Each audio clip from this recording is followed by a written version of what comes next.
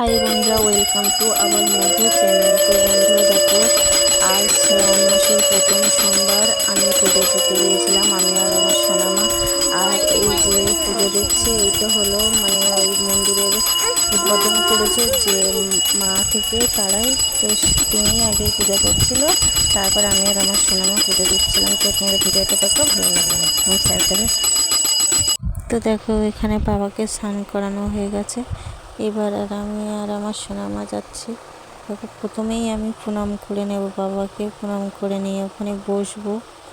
বসে ওখানে ঘটি রাখা আছে একটা, ঘটিতে ওখানে দুধ, গঙ্গা জল, ঘি, মধু সব দেওয়া আছে। ওই জলটা বাবার মাথায় এবার আমি ঢেলে নেব। দেখো, বাবার মাথায় আমি জলটা ঢালছি। আর আমার সোনামা দেখো, একবার আমার মুখের দিকে দেখছে, একবার বাইরের দিকে তাকাচ্ছে, মানে ও বুঝতে পারছে না যে এটা ওর মা কী করছে। তো দেখো, তবুও ওকে কোলে নিয়ে আমি জলটা ঢালতে বসলাম।